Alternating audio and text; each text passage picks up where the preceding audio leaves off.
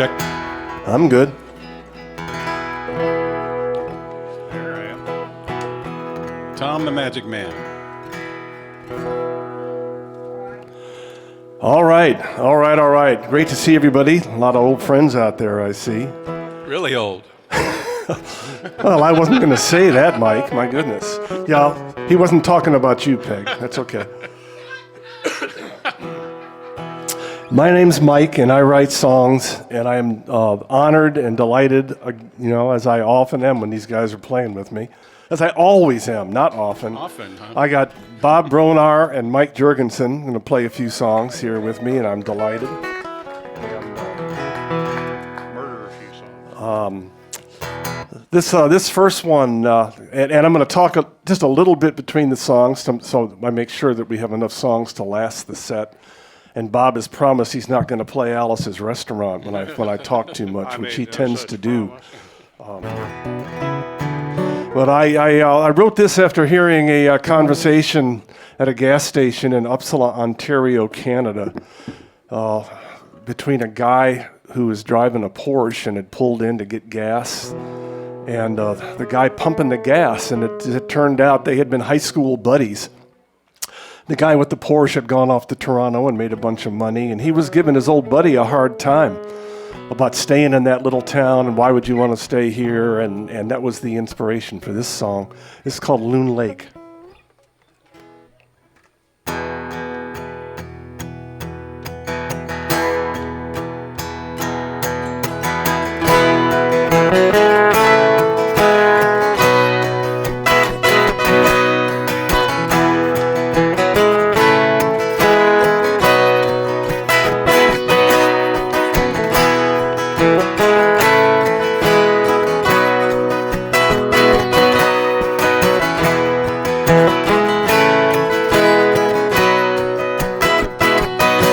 It's a ragged little town with a ragged little attitude. Your friends, they've all escaped, why haven't you?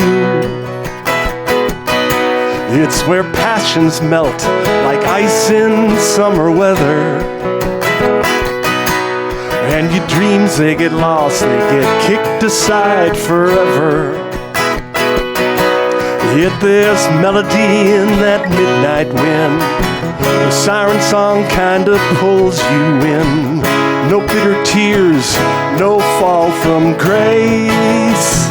It's life at Loon Lake. Life at Loon Lake. The same old faces follow you around. The ties that bind have left you gagged and bound. Sunrise, sunset, years just tumble by, and there's an ache within, too real to deny. You know there's magic in that midnight wind. Its siren song kind of pulls you in. No bitter tears, no fall from grace. It's life at Loon Lake. Life at Loon Lake. A single falling star on a moonlit summer night.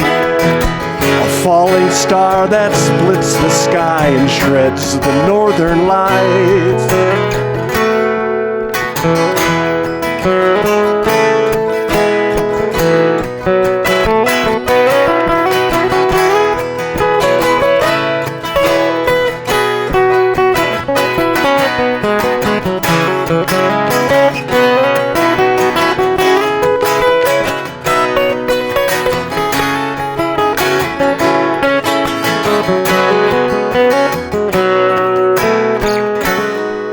It's a ragged little town with a ragged little attitude. Your friends have all escaped, so why haven't you? It's where passions melt like ice in summer weather, and your dreams, they get lost, they get kicked aside forever. You know know there's melody in that midnight wind. Its siren song kind of pulls you in. No bitter tears, no fall from grace. It's life at Loon Lake. Life at Loon Lake. Life at Loon Lake. Life at Loon Lake. A single falling star on a moonlit summer night. I forgot the words. Thank you all so much. Thank you, thank you. What's next? What's that in? 42 years ago, I had my first road gig playing drums for a guy named Mickey Clark. Mickey was a singer-songwriter from Louisville, Kentucky. Very interesting guy, amazingly talented. Mickey had a song on the Oak Ridge Boys album that had Elvira on it. So Mickey didn't have to have a band much any longer. He's making plenty of money on that. But Mickey's encouragement to me as a writer was to, man, write what you know about. I know a little bit about this. This is a song called Old Fat Guys. Mike used to know a lot about that song. Well, I wrote this about 50 pounds ago. So.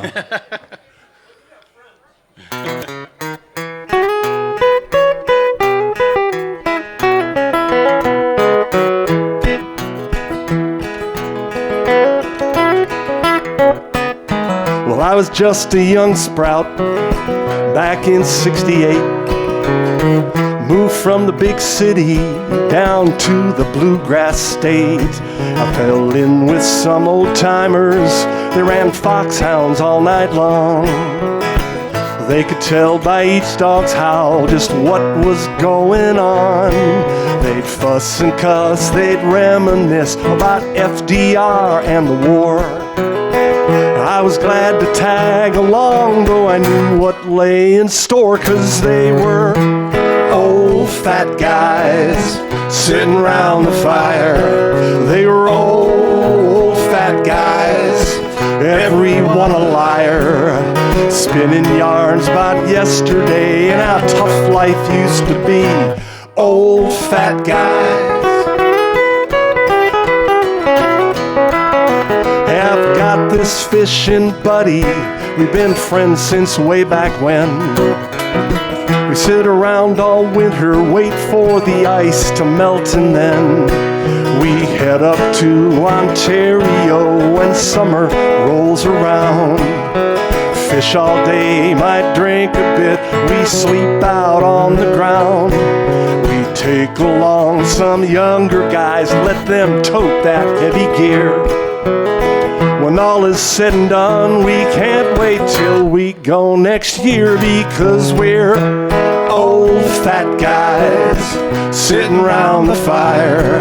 We're old fat guys, every one a liar, spinning yarns about yesterday and how tough life used to be. Old fat guys. Bobby's gonna pick one now.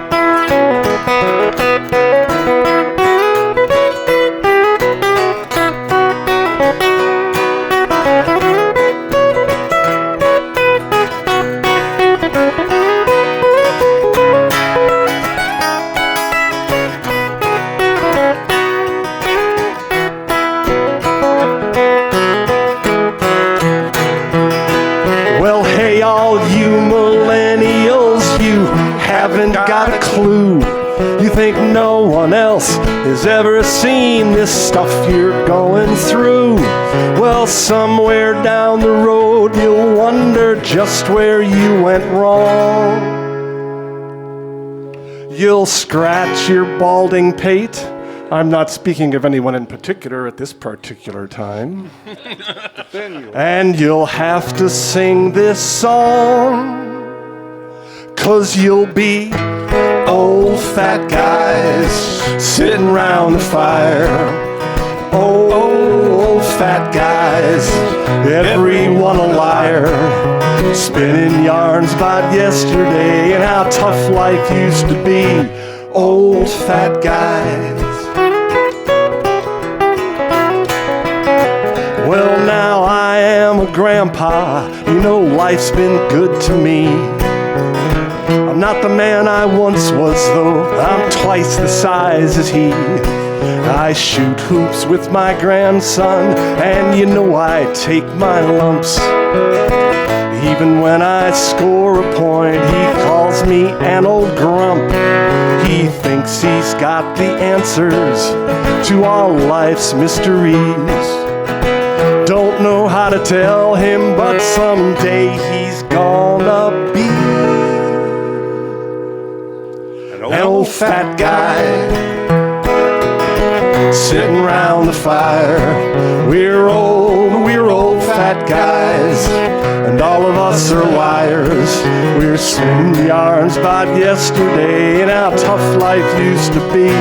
Old fat guys sitting round the fire. We're old fat guys, everyone a liar. Spinning yarns about yesterday and how tough things used to be. Old fat guys. We had a heck of a day out on the lake today, my goodness. You should have seen the one that got away though, my goodness gracious. I had a beer around here somewhere. I can't find the darn... Oh, I think I just sat on my glasses. I sat on my glasses. I can't believe it.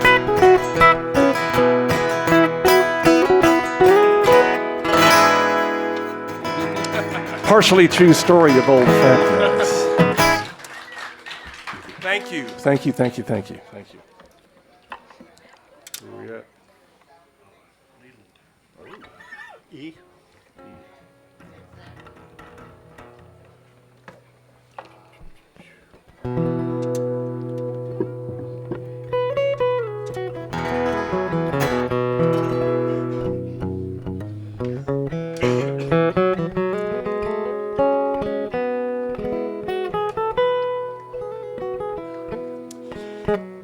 Some years ago, I was going through some old photos that had gotten handed down. Stop, Bob. I'll make you play 4 songs you never heard before. He can do that too, I know. That wouldn't bother Bob. Anyway, I saw some photos that had been taken of my grandfather when he was training down in Fort Hood in 1917, 1918. And that was a bit of a controversy because he had been raised in a Quaker family, and so him joining the army and going up to fight a war was got him in trouble. And so I decided to double down on the family angst and do a little poetic justice, maybe a little poetic license, and came up with this. This is called Leland.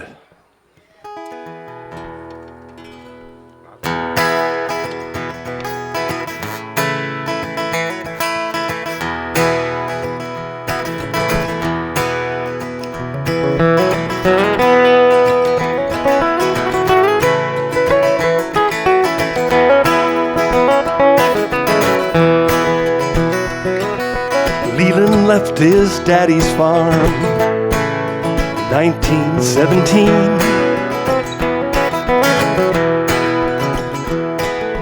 He lit out of Centerdale, he climbed aboard an empty cattle train. And in the Iowa starlight that poured between the slats, he settled in his blanket roll, he left his Quaker past along the tracks. He rode the rails to Texas, joined the army of the USA. But he never got to fight in France, never had a chance to fly a plane. 'Cause he marched in formation in that Texas summer sun. When the marching finished, yeah, that war was all but done. The glory gone. He dark-eyed Juarez girl. She waited tables in the cantina.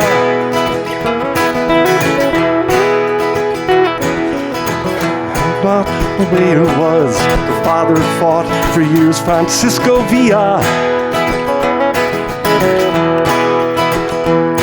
Yet still they'd steal away at night and they'd walk those silent streets. Marvel at the love they shared and that they should finally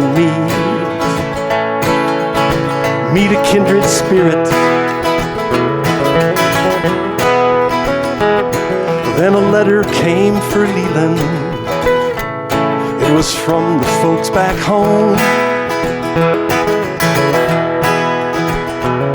Said, Lee, your pa has taken sick. He needs you now, or he could lose his farm.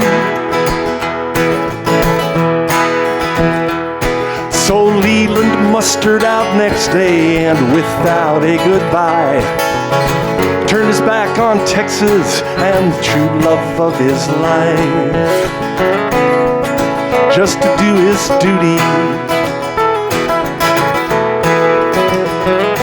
He pulled through the Depression years, raised a family. I guess he thought that Texas love was just a memory.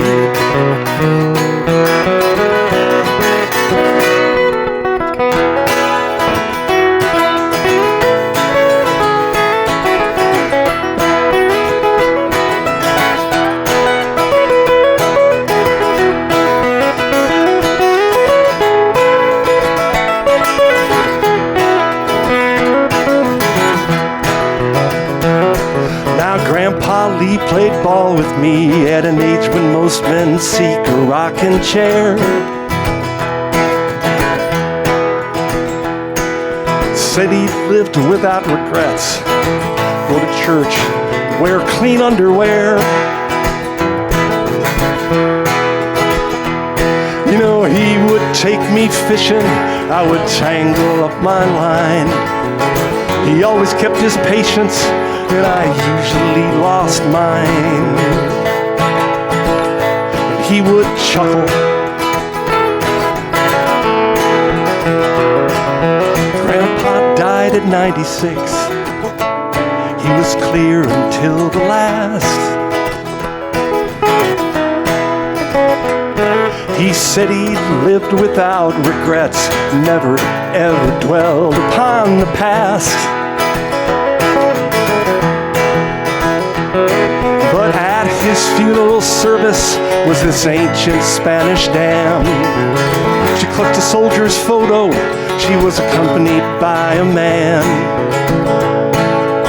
who looked a lot like me. He said they'd come from Texas and they'd just arrived that day.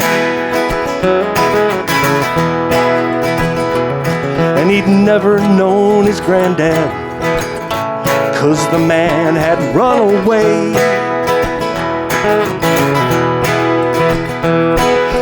He was kinda curious when he heard the old man died. Of course he brought his granny just so she could say goodbye to her one true love.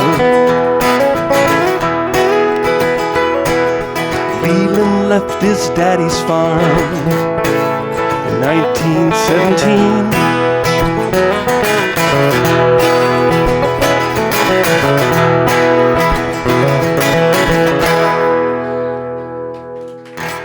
Thank you all so much, Leland.